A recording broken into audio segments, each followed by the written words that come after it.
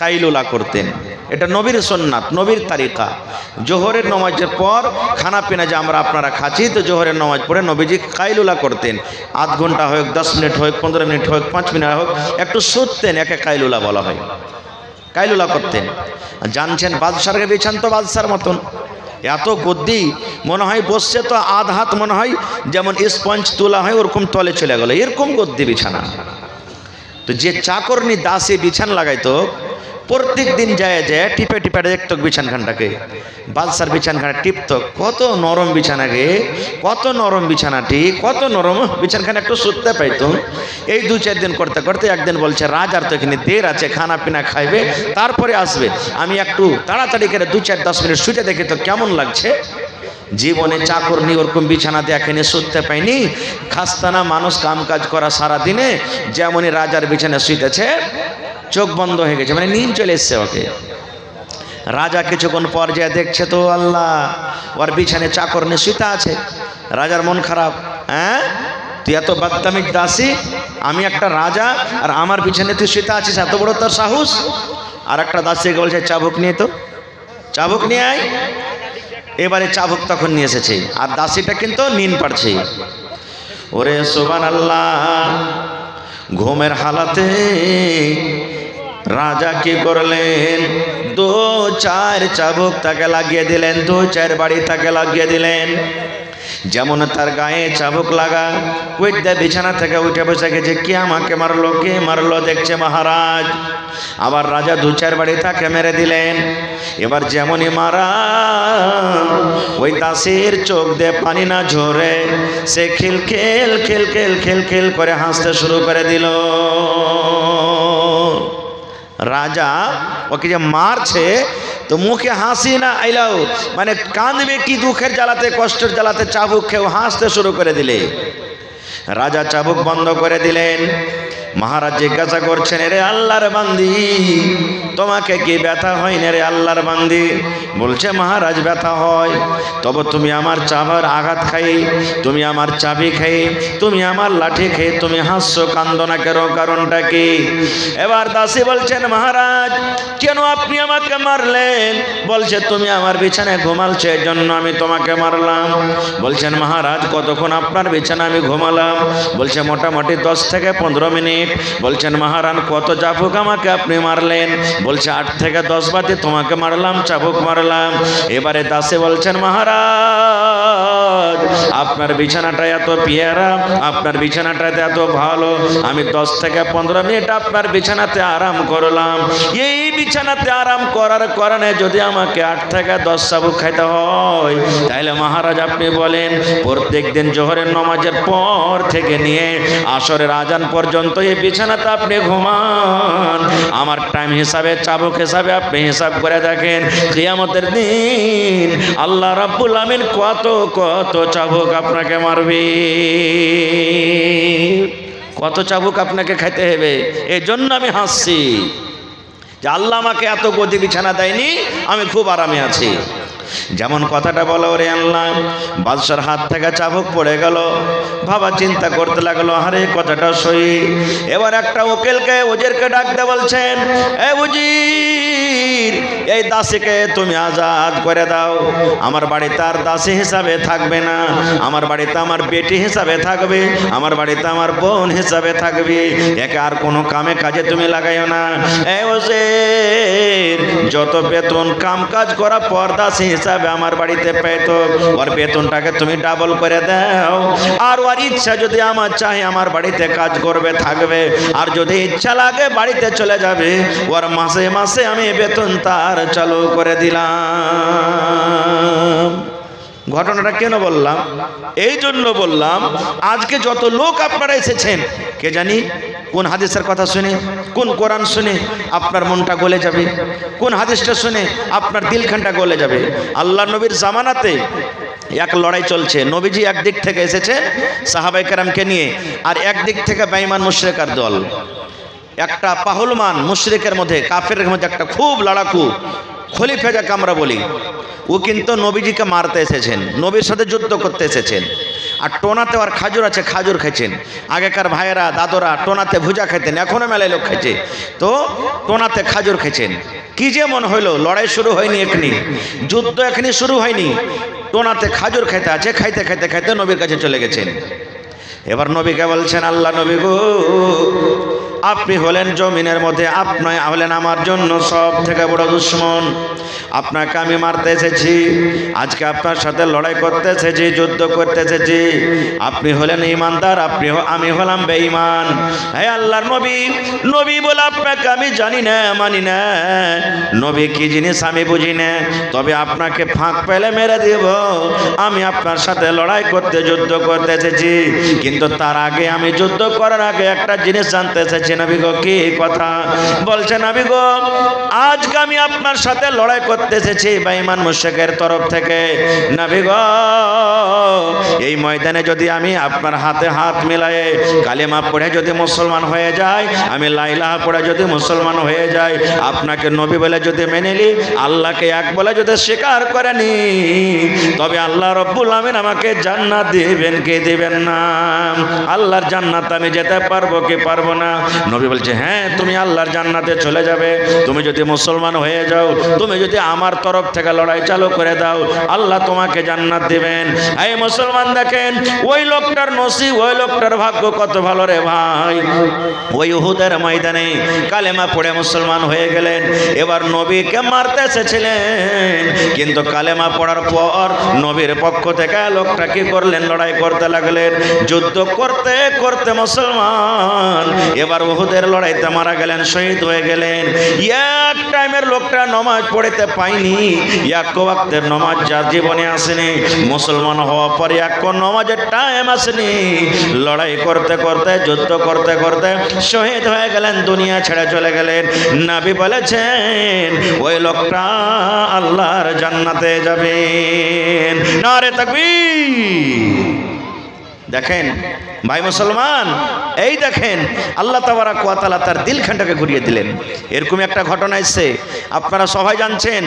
হযরত উমর রাদিয়াল্লাহু তাআলা আনহু, উমর ফারুক রাদিয়াল্লাহু তাআলা আনহু নবীকে মারার জন্য বাড়ি থেকে তলোয়ার নিয়ে চলে গেলেন। এই নবীকে মেরে ফেলে দেবো, খুবই না, নবীকে শেষ করে দেবো আজকে। এই মোহাম্মদ ছেলেটার জন্য এত মানুষ পেরেশান আছে, কষ্ট পেয়েছে, এই মোহাম্মদ ছেলেটিকে মারবো না, থাকবে বাস না বাজবে বাঁশুরি।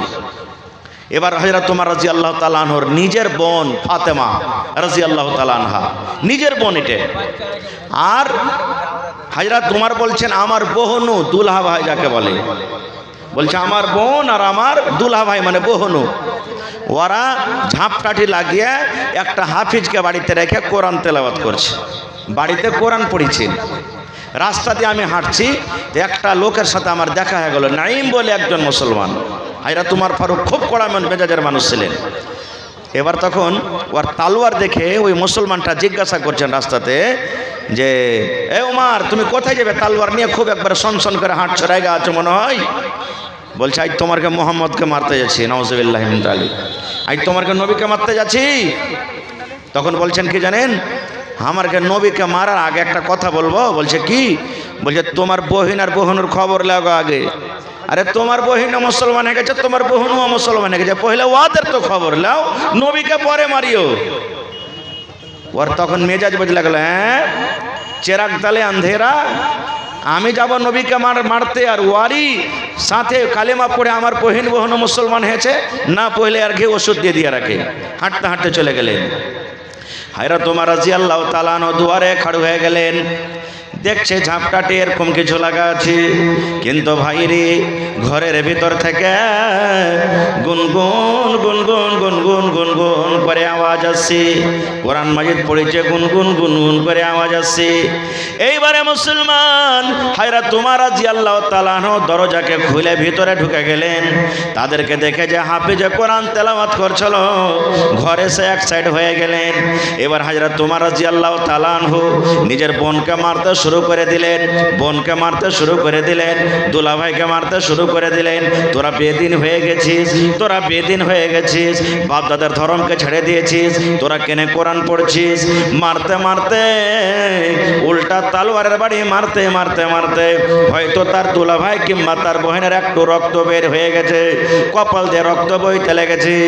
এবার হাজরা তোমার বলেন, আমার বোন আমাকে বলছেন, হ্যাঁ উমার, জীবনে কোনোদিন তোর চোখে চোখ মেলায় কথা বলিনি রে ভাই, জীবনে তোর মান করেছে, সম্মান করেছি। এই উমার, যেই বাপের খুন তোর শরীরের ভিতরে আছে, ওই বাপের খুন আমার শরীরের ভিতরে আছে রে। যেই বাপের হলে তুই বেটা, ওই বাপের আমি হলাম বেটি। এই উমার, যদি মারতে মারতে মারতে মারতে আমাকে ফাতেমা মেরে শেষ করে দিস, আমার জীবনটা যদি শেষ হয়ে যায়, তবে আমি কালেমা পড়া আমি ছাড়ব না। উমার, কি মনে করেছিস তুই আমাকে মেরে রাস্তা থেকে বহাকে দিবি? শোন, যেই বাপের বেটা তুই, ওই বাপের বেটি হলাম আমি। আমাকে মারতে মারতে যদি শেষ করে দিস, আমার জীবন চলে যাবে, কিন্তু আমি কালিমা পড়া বাদ দেব না। হায়রা তোমার রাদিয়াল্লাহু তাআলা আনহু কথাটা শুনে বলছেন, ইয়া তো বড় সাহস তুই কোনটা পালি? আরে তুই তো আমারই বোন ফাতেমা, ওইটাই আমার সামনে তুই চোখ উঠিয়ে জীবনে ভয়ে টরে গল্প করতে পারিসনি, আর আজ তুই আমার চোখে চোখে মিলিয়ে গল্প করছিস, কোনটা তুই এত বড় সাহস পালি? বলছে কোরআনে পেয়েছি। দেখেন সুবহানাল্লাহ, কি জিনিস কোরআন। হায়রা তোমার বলছেন, বহিন রে তালোয়ার ফেলে দোনো রে বহিন, তালোয়ার ফেলে দোনো। যে কথাটা তোরা পড়েছিল আমাকে একটু জানাবি না, শোনাবি না? আল্লাহর কিতাব কোরআনটাকে আমাকে শোনাবি না? বলছেন না, তোকে শোনাবো না। বলছে কেন শোনাবি না? বলছে তুই এখনো মুশরিক হয়ে আছিস, তুই নাপাক হয়েছিস। এ ভাই, তুই যদি আল্লাহর কিতাব কোরআন শুনবি ভাই রে, প্রথমে তুই ওযু করে গোসল কর, আর গোসল করার পর তুই আমার কাছে বস, তখন আমি তোকে কোরআন মাজিদ পড়িয়ে পড়িয়ে শোনাবো। প্রথমে তুই গোসল কর, তুই গোসল কর। এবার গোসল করে নিলেন, গোসল করার পর এবার বসে গেলেন, এবার তেলাওয়াত শুরু করে দিলেন। কোরআন পড়তে পড়তে যখন কোরআনের আয়াতে পৌঁছে গেলেন, ইন্নানি আনাল্লাহ লা ইলাহা ইল্লা আনা ফাবুদুনি ওয়া আকিমিস সালাতা লিযিকরি। কোরআনের যখন এই আয়াতটা পড়ে চলে গেলেন, এবার ওমর বলছেন, বহিন রে আর একবার আয়াতটা পড় রে বহিন। আবার পড়িতে লাগলেন, ইন্নানি আনাল্লাহ লা ইলাহা ইল্লা আনা ফাবুদুনি ওয়া আকিমিস সালাতা লিযিকরি। এবার ওমর বলছেন, বহিন আর একবার আয়াতটা পড়, কত মজা লাগছে বহিন রে, শুনতে কত মজা লাগছে। এবার পড়িতে লাগলেন, এই পড়ে পড়ে এবার বলছেন, বহিন রে আর মারবো না রে বহিন, তোরাকে মারবো না, আর নবীকে মারবো না। যে নবীকে আমি মারতে এসেছিলাম, যে নবীকে আমি মারতে এসেছিলাম, আমার কাছে, আমাকে ওই নবীর কাছে নিয়ে চল, আমি তার হাতে হাত মিলায়ে কালেমা পড়ে আমি উমার মুসলমান হয়ে যাব। দেখেন মুসলমান হয়ে গেলেন। তো ভাই এরকম অনেক ঘটনা আছে, আমি ঘটনার দিকে যাব না ভাই, কথা লম্বা হয়ে যাবে। আমি আজকে আপনাদের সাথে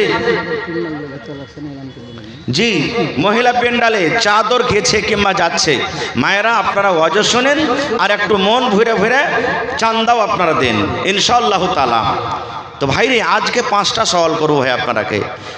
ইচ্ছা ছিল মেলায় কথা বলবো আজকে আপনাদের সামনে, কিন্তু আমার পরে আরও বক্তাগণ আছেন, তারাকে শুনতে হবে ঠান্ডার সময়। আজকে 5টা সওয়াল করবো ভাই, বেশি সওয়াল করবো না আপনারাকে, মাত্র 5টা সওয়াল। আল্লাহ তাবারাক ওয়া তাআলা কিয়ামতের দিন প্রত্যেক নিয়ামত সম্পর্কে আমাকে জিজ্ঞাসা করবেন। আমি মৌলানা বলে ছোট পাবো না, হাজি বলে ছোট পাবো না, নমাজ পড়ছে বলে ছোট পাবো না, মদ পান করছে বলে ছোট পাবো না। প্রত্যেক মানুষকে আল্লাহ তাবারাক ওয়া তাআলা 5খানা সওয়াল করবেন। কখন? ওই কিয়ামতের দিন। ওই কিয়ামতের দিন কোন কিয়ামতের দিন? যে কিয়ামতকে স্মরণ করে মা আয়েশা রাদিয়াল্লাহু তাআলা আনহা বাড়িতে কাঁদতেছিলেন। বলছেন কেমন কথা যে মৌলানা? একদিন মা আয়েশা রাদিয়াল্লাহু তাআলা আনহা বাড়িতে বসে আছেন, নবীজি কোথায় গেছেন দাওয়াত তাবলীগের কামে, বাড়িতে যদি আসছেন তো চোখ দিয়ে পানি ঝরছে, কাইন্দা কাইন্দা মা আয়েশার চোখ লাল হয়ে গেছে। আপনি বলেন, আপনি জালসা শুনে যদি বাড়িতে যান আর যদি দেখেন যে আপনার স্ত্রীটা কিংবা বেটি বসে বসে কাঁদছে, আপনি জিজ্ঞাসা করবেন না কি হয়েছে, তোমার কেন কাঁদছো? জিজ্ঞাসা করবেন না, করবেন না? নবী বাড়িতে ঢুকলেন, মা আয়েশার চোখ দিয়ে পানি ঝরছে, মা আয়েশা কাঁদেন। এবার নবী বললেন, আয়েশা রে, কি কারণে তুমি কাঁদো রে বিবি? কান্দর কারণটা কি? কি তোমার কষ্ট হয়েছে রে বিবি, তুমি কান্দো? তোমার পেটে কি ক্ষুধা লেগেছে, ভোগ লেগেছে, এই জন্য কান্দো? কিংবা কোনো লোক তোমাকে খারাপ ভাষাতে গালি দিয়েছে, তোমাকে কষ্ট দিয়েছে, এই জন্য তুমি কান্দো? কি কারণে কান্দো বিবি রে, তুমি কি একটু আমাকে দয়া করে বলবে না? এই আমার এলাকার ভাইয়েরা, বিভিন্ন রকম এলাকার মানুষ এসেছেন, বাড়িঘাটের মানুষ এসেছেন, সোনাপুরের মানুষ আছে, ভারেলির মানুষ আছে, কারাঙ্কিয়ার মানুষ আছে, ডুমরিয়ার মানুষ আছে, লাতাড়ির মানুষ আছে, বিভিন্ন রকম জায়গার মানুষ আছে। হে আমার ভাইয়েরা, নওজওয়ানেরা শোনেন, মা আয়েশা কি বলেন? বলছেন, নবী গো, আমাকে ভোগ লাগিয়ে গো নবীজি, আমার পেটে কোনো রকমের জ্বালা নেই, কোনো রকমের ক্ষুধা নাই। তবে নবী বললেন, তোমাকে কি কোনো কষ্ট দিয়েছে? কেউ বলছেন না, আমাকে কেউ কষ্ট দেয়নি। এবার নবী বলছেন, আয়েশা, আমি কি জানতে পারি কেন তুমি কান্দো? একটা বলো তো। এবারে মা আয়েশা বলেন, নবী গো, এই জন্য কান্দি নবী গো, আপনি যে আমাদেরকে ওয়াজ করেছেন, আপনি যে আমাদেরকে নসিহত করেছেন, আয়েশা রে, জাহান্নামে এরকম আযাব হবে, জাহান্নামে ওরকম আযাব হবে, জাহান্নামের কষ্ট কেউ সহ্য করতে পারবে না। আয়েশা রে, তলে জাহান্নাম আর ওপরে হলো পুলসিরাত।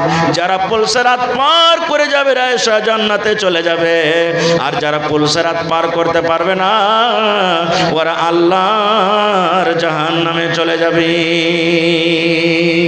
নবী গো, জাহান্নামের কথা মনে পড়ে গেছে, এই জন্য আমি নিজের কান্দনটাকে আমি থামতে পারি না। আল্লাহ কেমন করে জাহান্নামে আল্লাহ চলবো, আল্লাহ কেমন করে পুলসিরাত পার করব, এই ভাবা চিন্তা নিয়ে আমি কাঁদছি। এবার মা এসে একটা কথা আরো বলছেন, কি জানেন? আল্লাহ রাসূল একটা কথা জিজ্ঞাসা করবো আপনাকে। বলছে, কি বলো? বলছেন, নবী গো, আমার চোখে পানি দেখে আপনাকে দয়া লেগে গেল, ময়া লেগে গেল। আমার কান্দন দেখে আপনি কষ্ট পেলেন, জিজ্ঞাসা করলেন, আয়েশা রে, তুমি কেন কান্দো? নবী গো বলেন, আপনি আমাকে এত ভালোবাসেন, এত আদর করেন, যদি আপনার এই ভালোবাসা বিবে কিয়ামতের দিন যদি হিসাব দিতে না পারে, কিয়ামতের দিন আল্লাহর সামনে যদি দাঁড় হইতে না পারে, কিয়ামতের দিন যদি আল্লাহর সওয়ালের জবাব দিতে না পারে, নবী গো, সেদিন বিবি বলে কে আপনি আমাকে মনে রাখতে পারবেন? সেই দিন কি আপনি আমার কোনো সাহায্য করবেন? সেই দিন কি বিবি বলে আপনার আমি মনে থাকবো? যেমন প্রশ্ন করে দেওয়া। নবী আমার বললেন, আয়েশা রে, দুনিয়াতে যা চাহার আছে রে বিবি, তুমি চাহেলাও। কাপড় তুমি দরকার আছে, কাপড় চাহেলাও। তোমার যদি টাকার দরকার আছে, চাহেলাও। ভালো মন্দ যদি কিছু খাওয়ার থাকে বিবি রে, তুমি চাহেলাও। আমি নবীর দরকার হিসাবে, শক্তি হিসাবে তোমাদেরকে দিয়ে দিব। কিন্তু আয়েশা রে, তিনটা জায়গায় এমন হবে রে আয়েশা, কিয়ামতের দিন তিনটা স্থান এমন হবে, ওই তিনটা জায়গাতে আমারও ধ্যানে থাকবে না কি তোমরা কোথায় আছো, কেমন হালাতে আছো, কিভাবে আছো, সেই তিনটা জায়গাতে আমি মনে রাখতে পারবো না। সুবহানাল্লাহ। দেখেন, মা আয়েশা একটা জান্নাতি মেয়ে ছেলে, সে কিয়ামত নিয়ে কবে ভাবা চিন্তা করছে। কিয়ামতের দিনটা কেমন হবে জানেন? আল্লাহর কোরআন বলছেন, কোরআনে একটা সূরাতুল হজ আছে, শুরু থেকে 2-4 আয়াত আপনি পড়ে দেখে নেবেন। কোরআনে আল্লাহ বলছেন কি জানেন? কত খাতারনাক দিন হবে। ভাইরে, আল্লাহ রাব্বুল আলামিন কোরআনে বলেন, কিয়ামতের দিনটা এমন কঠিন দিন হবে, কিয়ামতের দিনটা এমন কঠিন দিন হবে। আমরা আপনারা জানি, মা খালারকে যখন বাচ্চা হয়, কষ্টের কারণে কত মা মরে যায়, কষ্টের কারণে কত বহিন মরে যায়, ব্যথার কারণে কত বহিন মরে যায়। বাচ্চা হওয়ার সন্তান যখন ব্যথা হয়, এক একটা ব্যথা এমন হয় বন্ধুরে, মায়েরা আল্লাহর কাছে দোয়া করে, রব্বুল আলামিন আমার মরে যাওয়া ভালো, কিন্তু আল্লাহ এরকম ব্যথা কিন্তু আমার সহ্য হয় না। হাসান ভাই ওর বাপের মান নামে 1000 টাকা, আর নূরে ভাই 500 টাকা, হাসান ভাই মা বাবার জন্য 1000। বাস, আর 5 মিনিট সময় লো আপনি, 5 থেকে 10 মিনিট ইনশাআল্লাহ তাআলা। এ ভাই, আমরা জানি মা খালারা যখন বাচ্চা জন্ম দেয় কত কষ্ট হয়। কত মাকে আপনি শুনেছেন হসপিটাল মারা গেছে, ডেলিভারি পেশেন্ট বাচ্চা হইতে মারা গেছে, হাউ মা করে চিৎকার করে। কিন্তু বন্ধরে বাচ্চা হওয়াতে যত কষ্ট হয় আল্লাহ নিজে কোরআনে বলেন এর থেকে বেশি কষ্ট ভাই রে কিয়ামতের দিন, কিয়ামতের হালাত, কিয়ামতের অবস্থা দেখে মানুষের হয়ে যাবে। আল্লাহ নিজে কোরআনে বলেন বাচ্চা যে মহিলার পেটে জন্ম দেয়, বাচ্চা যে মহিলার পেটে থাকে, কিয়ামতের কঠিন ভয়ঙ্কর দিন দেখা ভাই রে, কখন বাচ্চা খালাস হয়ে যাবে ওই মা জানতে পারবে না যে আমার পেটে সন্তান আছে কিংবা নাই। দুনিয়াতে বাচ্চা হতে যত কষ্ট হয় কিয়ামতের দিন ওর থেকে বেশি কষ্ট হবে। এত কঠিন দিন ওই কিয়ামতের দিন।